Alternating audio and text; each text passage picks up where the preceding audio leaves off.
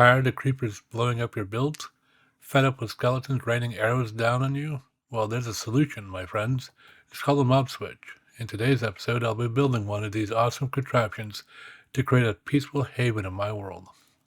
My name is Fazu Battlecaster, and this is Paladincraft. If you're new to the channel, this is my solo single-player world.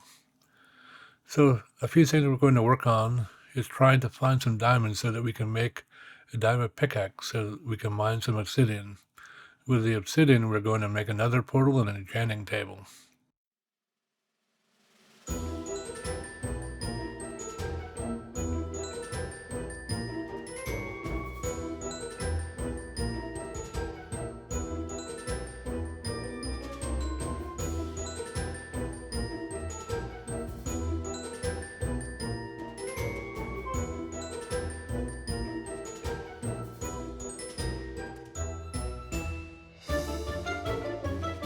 You will note that I brought my kitty cat with me.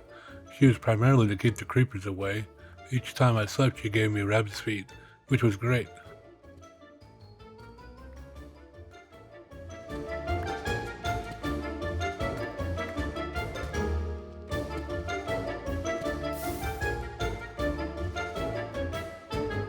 But unfortunately, she decided to take a swim in the lava.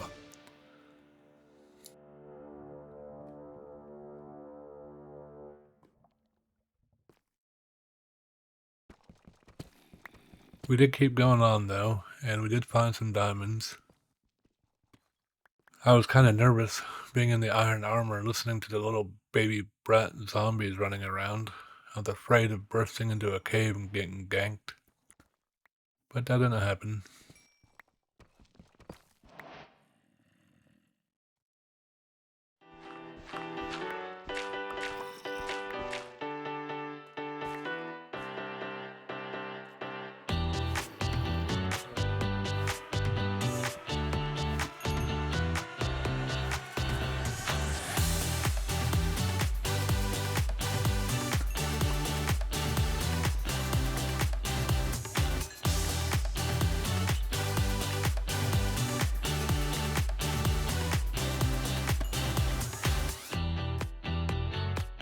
I was able to find enough diamonds to make a pickaxe with a few diamonds left over, so that was good. I then found a small lava pocket and converted that into obsidian, mined that up and made my enchanting table and nether portal.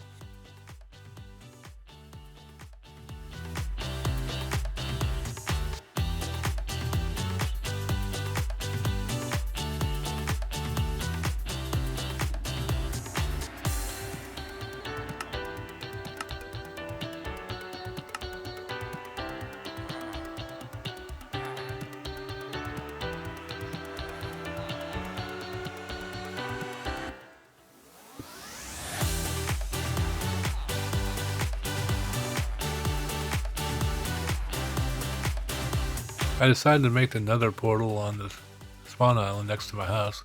It'll probably move later on as I start clearing out the water and terrain.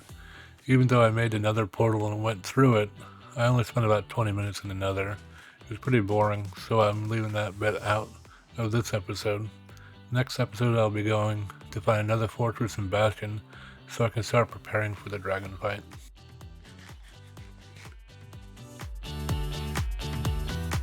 So while I'm building this nether portal, let me talk to you about a significant time cap that's going to be in here.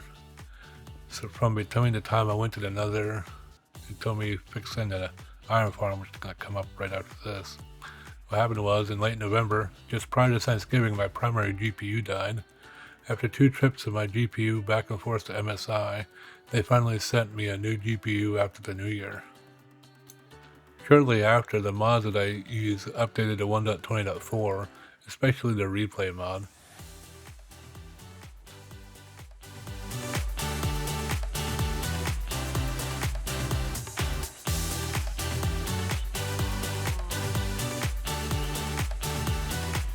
I hopped onto the world after upgrading to 1.20.4 and noticed that the northern module of my iron farm was not working, and at night, the far villager was not sleeping. So this sequence is me trying to break and put his bed back down. However, in typical villager fashion, it was not very cooperative. but eventually I got everything back in place and the iron farm started to work again.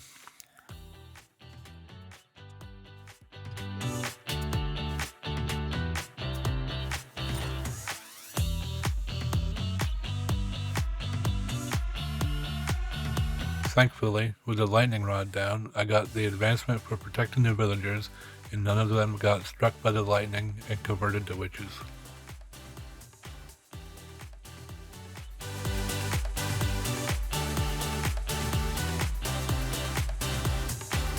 So as you can see, the iron farm module is working again. There's some golems burning up.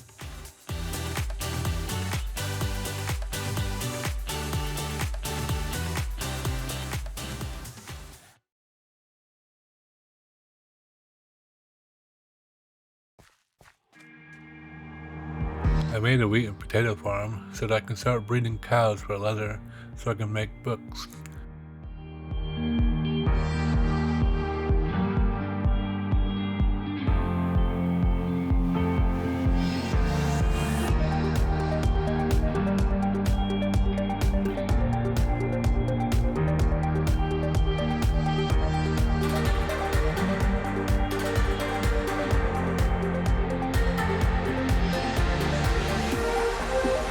After the wheat farm was complete, I began clearing out the trees in the active spawn chunks.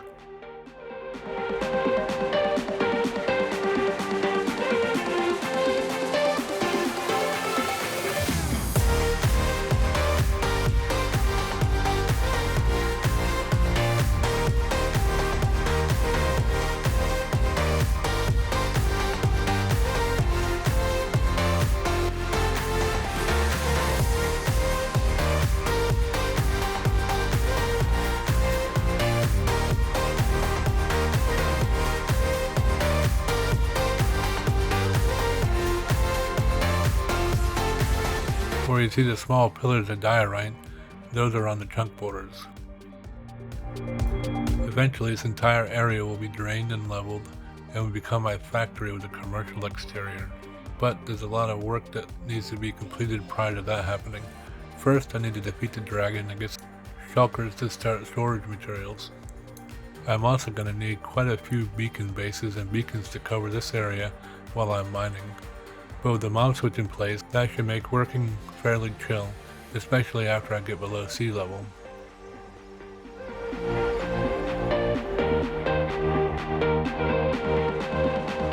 I was originally going to have my villager breeder and trading hall in the spawn chunks, but after having a discussion with Doug OT and seeing where he has his villagers, I may do something similar and take them to the end in order to reduce lag.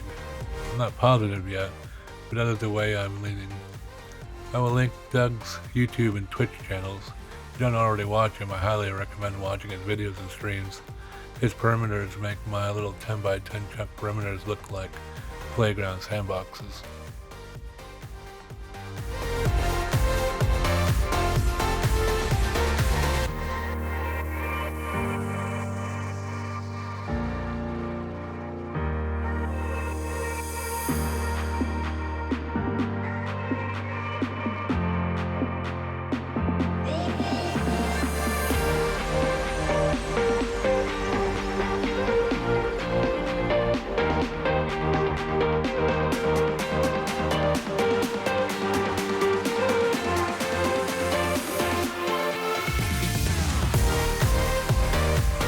One of the reasons that I'm letting the entire time lapse of the tree chopping play is that I have watched some videos and there will be a massive forest or some other area and then a cut to the completely cleared area.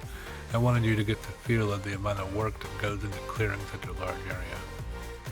So sit back and relax, and I'll hop back in here in a little bit.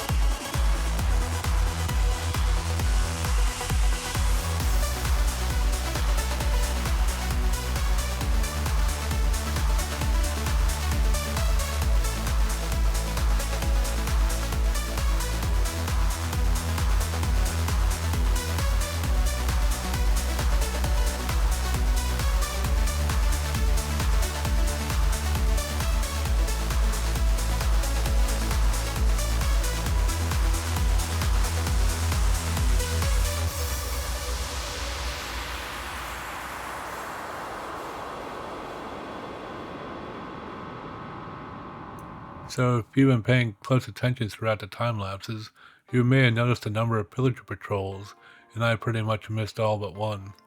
So count how many you see and leave a comment below the video. But take the number that you get and add 1 to it because I cut one of them out. When I did notice them and wrote away to despawn them, the replay glitched as I went out of render distance.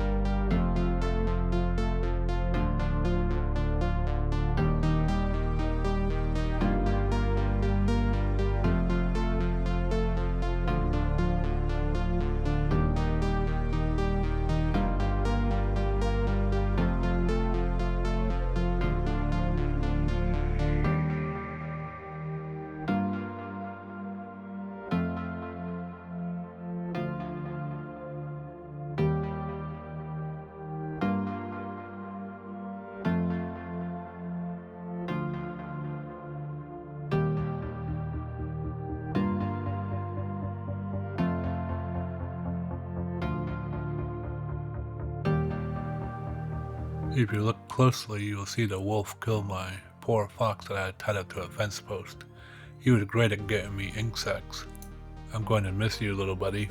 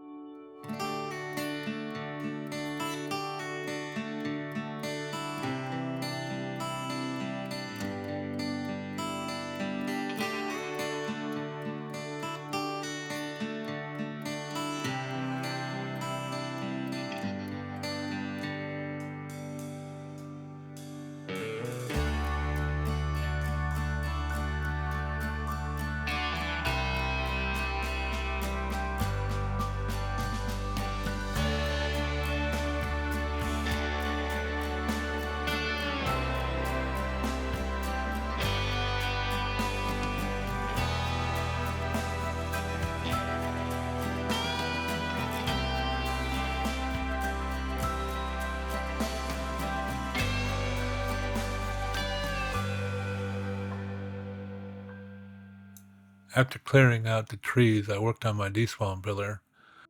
Working on the despawn pillar resulted in a couple of deaths, as I fell off once and I drowned in the water column trying to place the seaweed. The smartest thing would have been to use bone meal.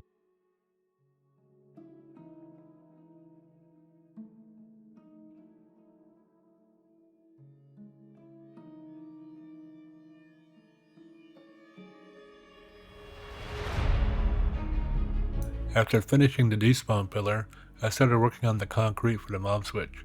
While making the concrete, I had the concrete in my offhand and wound up dying to a creeper. I saw the first one, but not the second one, and concrete doesn't work well in place of a shield. After I cleaned up my long sail, I started making the building for the mob switch.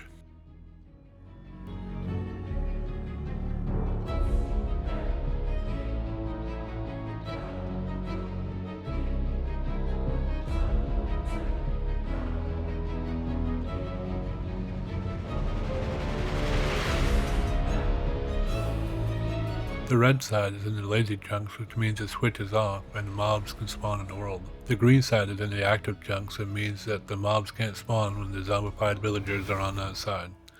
I just need to get some more slime balls eventually so I can make all of the dividing wall go up and down. Right now I can only make at most 3 blocks in the middle go up and down. So the villager that you just saw heading off in the minecart was Unlucky Fletcher number 74, headed off to his forever home.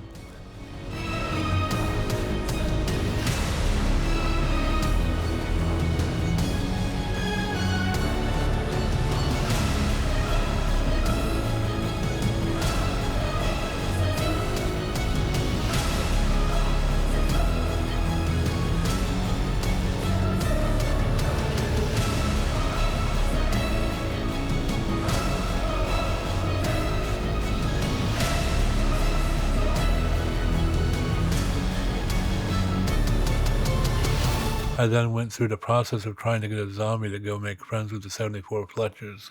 For some reason, I didn't think about using my shield to block the zombie hits when it was in the minecart and got killed a few times.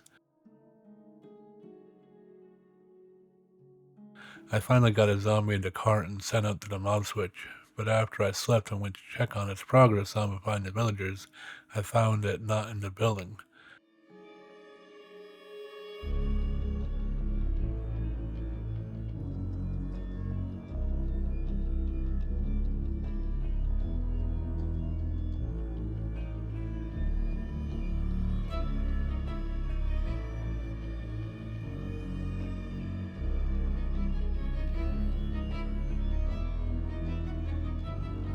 So I was able to get another one, and that is the one in the gold armor, and it was able to make it into the mob switch and start making new friends.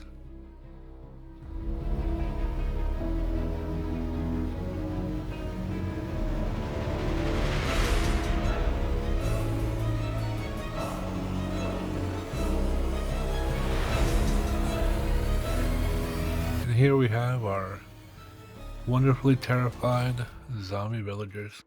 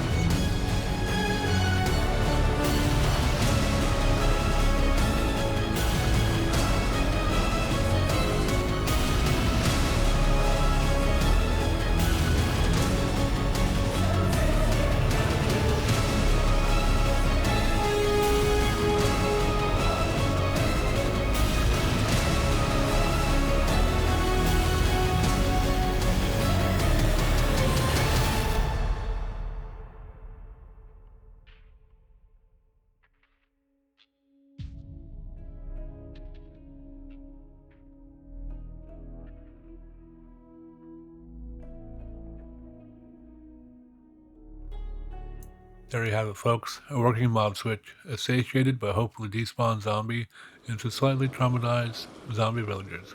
So what could possibly go wrong next episode, right? Well, we're headed to Nether, so probably a lot. If you want to see some Nether shenanigans and probably quite a few more deaths, be sure to subscribe and hit that notification bell.